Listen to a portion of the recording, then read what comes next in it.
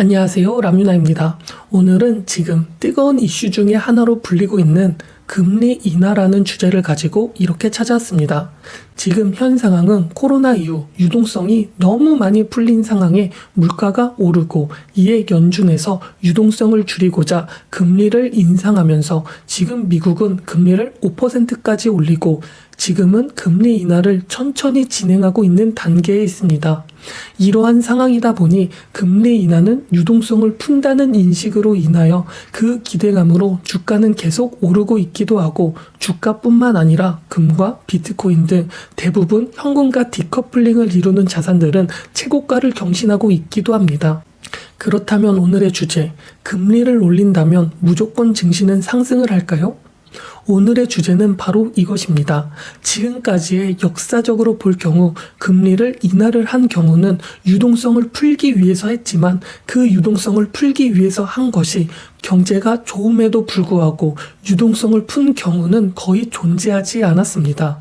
즉, 경제가 좋지 않았기 때문에 금리를 인하하게 되었던 것이고 금리를 인하했다는 것은 경제가 좋지 않았기 때문이기도 하였습니다. 이러한 예시로 가장 최근 리먼 브라더스 사태에 대한 예시가 있을 것입니다. 2008년 9월 리먼 브라더스 사태가 터지기 시작하기 전년도 2007년 미국은 파격적인 금리 인하를 시작하게 됩니다. 연준에서는 기준금리를 한 번에 0.5포인트 인하를 하면서 인플레이션을 잡는 것을 우선으로 삼기보다는 서브프라임 모기지 사태가 올고 올 경기 침체 우려에 선제적으로 대응을 하겠다는 입장이었습니다. 이렇게 금리를 파격적으로 인하하자 세계 증시는 상승 랠리를 펼치기 시작하였으며 금리 인하라는 것은 앞으로 증시 상승뿐만 아니라 각 나라의 신용에 있어서 해결책이 될 수 있다는 기대감도 더해지면서 긍정적인 투자 심리는 더욱 확산이 되기 시작했던 것입니다. 이때 상황을 조금 더 디테일하게 보자면 2007년 7월까지 증시는 금리 인하를 할 것이라는 기대감과 더불어 최고점을 찍었고 금리를 인하했을 9월만 하더라도 증시는 계속 상승하는 추세였습니다. 하지만 이 상황에서 연속적으로 금리를 인하하게 되지만 증시는 최고점에서 계속적으로 주가는 하락을 하게 되었고 금리 인하라는 것보다 모기지 프라임 사태에 대한 우려했던 사건들이 연이어 터지게 되면서 주가는 6개월간 50% 가까이 하락을 하게 되기도 하였습니다. 즉, 이 시기에 금리는 5.25%에서 계속적으로 하락을 했음에도 불구하고 주식은 계속 하락을 했었던 것이었습니다. 이 시기에 사람들의 심리를 본다면 금리를 인하한다는 이유로 사람들은 앞으로 주식은 오를 거라는 기대감이 항상 가지고 있었습니다. 이에 사람들은 금리를 인하할 때마다 무지성으로 주식을 추가 매수를 했었고 이렇게 용감하게 주식을 매수했던 사람들은 손실을 많이 보게 된 사건 중에 하나였습니다. 사람들은 금리를 인하한다는 것을 유동성이 풀리기 때문에 이 유동성이 주식시장에 스며들어 증시를 상승할 수 있게 만들 수 있는 호재라는 생각을 하시는 분들이 너무도 많이 있습니다. 사람들뿐만 아니라 언론이나 뉴스에서도 금리 인하 시그널을 좋게 해석을 하면서 금리 인하에 대해서 증시를 좋게 해석을 하기도 하고 있습니다. 이에 증시도 금리를 인하하면 단기적으로는 오르기도 하니까 말이죠. 하지만 단기적인 관점이 아닌 장기적인 관점으로 보면 다르게 해석을 할 수도 있는 것이며 즉 그 상황이 어떤 상황이 펼쳐지느냐에 따라 해석이 달라진다고 할 수 있는 것입니다. 이 당시의 금리 인하는 호재가 아니었었던 것이죠. 금리 인하라는 것을 1년, 2년의 관점에서 본다면 호재보다는 악재에 가까울 수 있을 것입니다. 2002년 금리를 인하할 당시에도 증시는 하락을 하였고 2008년의 경우도 2020년의 경우도 마찬가지였습니다. 그렇다면 금리를 인하한다는 것은 왜 악재라고 생각을 할 수 있을까요? 이것은 바로 경제라는 것은 시간의 연속성임을 알 필요가 있습니다. 예시로 우리가 감기가 걸렸을 때 감기약을 먹었습니다. 우리가 감기약을 먹었을 때에는 당연히 감기약을 먹었으니 이제 감기가 나을 것이라고 생각을 하게 될 것입니다. 하지만 바로 감기가 나을까요? 그렇지 않습니다. 감기약을 꾸준히 먹으면서 최소 일주일 정도는 지켜보아야 감기가 나을 것이라는 것이죠. 또 우리는 감기에 걸렸을 때 꾸준히 약을 먹으면 하루에 이틀 정도는 약을 먹으면 감기는 낫겠지 생각을 하지만 감기약을 계속 먹어도 감기가 낫지 않으면 또 이러한 생각을 하게 됩니다. 일주일 동안 감기약을 먹었는데 감기가 낫지 않네? 이러면서 낙담도 하게 된다는 것입니다. 하지만 분명한 것은 꾸준히 계속 감기약을 먹으면 처음 먹었을 때보다 일주일 정도 먹었을 때의 감기는 더 호전이 되어 있을 것이라는 것입니다. 그럼에도 불구하고 사람은 일주일 후 감기가 낫지 않았다는 이유만으로 감기약을 의심하기 시작하게 된다는 것입니다. 이 예시가 바로 경제라는 것이고 시간의 연속성이라는 것입니다. 금리라는 것도 마찬가지입니다. 금리를 인하를 하였습니다.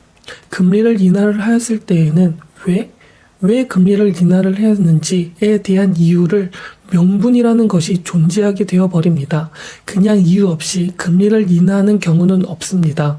이것은 금리 인하뿐만 아니라 금리를 인상하는 것도 그렇고 우리가 살아가는 세상이 마찬가지일 것입니다.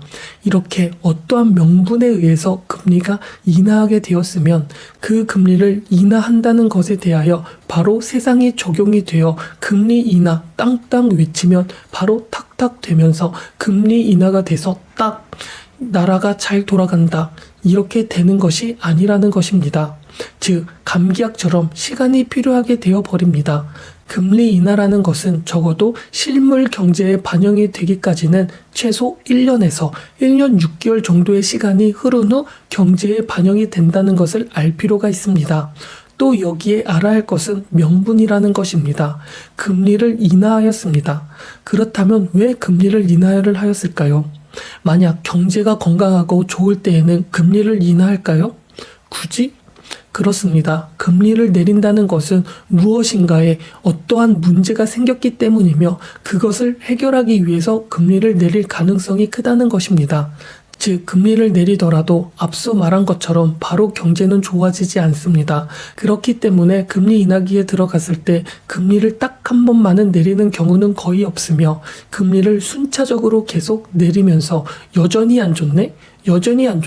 판단을 하면서 1년 이상의 방향성을 보는 것이 바로 경제가 되어버리는 것입니다. 이렇게 되어버리니 2001년 1월의 경우에는 첫 금리가 인하가 되면서 1년 8개월 동안 S&P 500은 최대 41% 이상의 하락을 겪기도 하였으며 2007년 9월의 경우 금리를 첫 인하한 후 1년 7개월 동안에 거쳐 S&P 500은 최대 56% 가까이 하락을 하기도 하였습니다. 이렇게 첫 금리 인하는 무척이나 조심하게 결정을 해야 하는 것이며 어설픈 금리 인하는 이처럼 좋지 않은 결과와 방향성을 초래할 수도 있게 되어버립니다. 이것을 인용하자면 우리 같은 경우 주식을 투자하는 입장에서 본다면 주식 투자를 본격적으로 할 때에는 금리를 처음으로 내렸을 경우에 투자를 하는 것보다 금리 인하를 결정한 후 최소 반년에서 1년이 지난 후 투자를 하는 것이 좋을 것으로 보여지는 것이죠. 또 이러한 관점에서 본다면 경제라는 것은 시간의 연속성이라고 말을 하였습니다.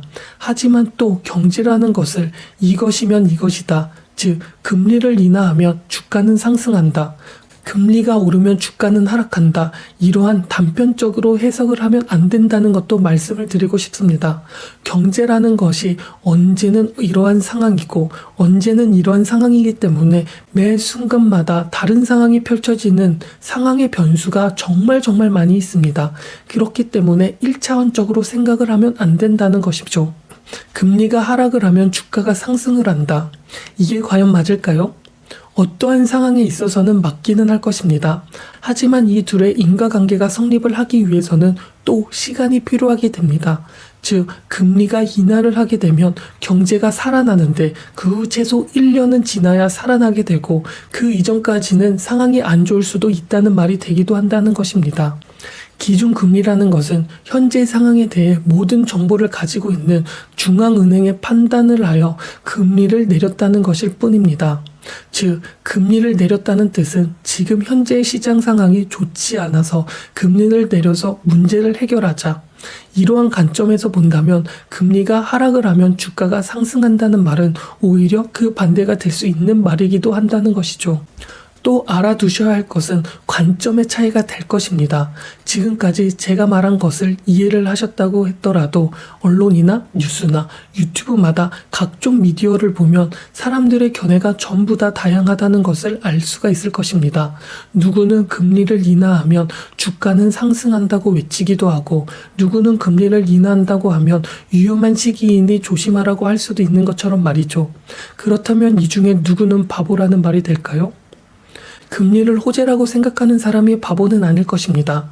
그들은 단지 관점이 다를 뿐입니다. 관점의 차이가 다르다고 표현을 하는 것이 좋겠네요. 그들은 금리와 주가가 같이 하락을 하는지 혹은 반대로 움직이는지에 대해서 관심을 가지고 있지 않을 것입니다. 경제에 관심을 가지고 있다고 말하는 게 좋을 것입니다.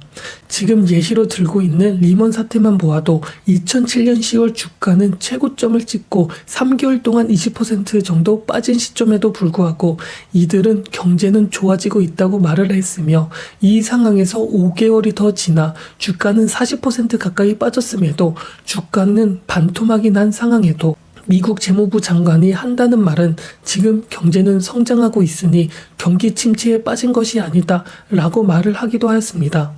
이것 또한 틀린 말이 아닐 것입니다. 이 상황에서 재무부 장관이 두려워한 것은 증시의 하락을 두려워하고 있는 것이 아니라 경기 침체에 대해서 두려워하고 있었다는 것이죠. 이것을 더 정확하게 말을 하자면 지금의 현 상황을 두려워하고 있는 것이 아닌 미래의 불확실성을 두려워하고 있었다는 것입니다. 미래의 침체를 두려워하였고 GDP 경제 성장률이 2분기 혹은 3분기 이상 마이너스가 되는 것이 아닌가 하는 것을 두려워했을 것입니다.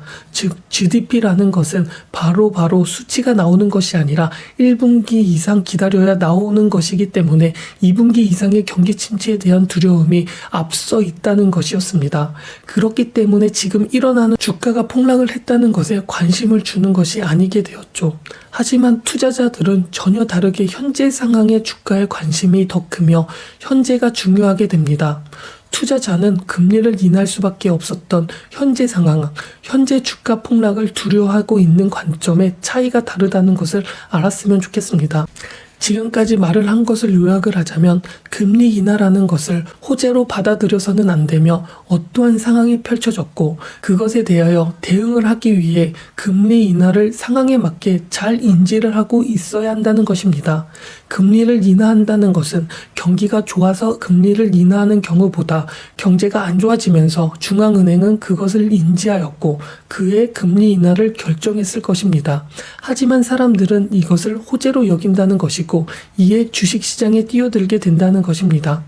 그렇게 단기적, 일시적으로 주가는 상승을 할 것이지만 금리 인하라는 것이 딱 한 번 인하하는 경우는 드물기 때문에 추가적으로 금리 인하를 하게 된다면 이것은 주의 깊게 볼 필요가 있다는 것입니다. 즉 추가적으로 금리가 인하가 될 때마다 주가는 계속적으로 의심을 받기 시작하면서 떨어지게 되기도 할 것입니다. 금리를 계속 인하를 하게 된다면 주가의 폭락으로 사람들은 겁을 먹고 도망을 갈 것입니다. 하지만 금리 인하 폭이 커질수록, 그리고 금리 인하 기간이 길어질수록 주가의 폭락은 마지막에 가까워질 것이고 주가는 어느 순간 폭락에서 마무리가 되어 경제는 회복이 되면서 주가는 다시 반등을 하기 시작할 것입니다. 이러한 상황이 지금까지 과거에서부터 일어났던 일이고 어쩌면 지금도 그런 상황 속 가운데 있을지도 모르는 것입니다.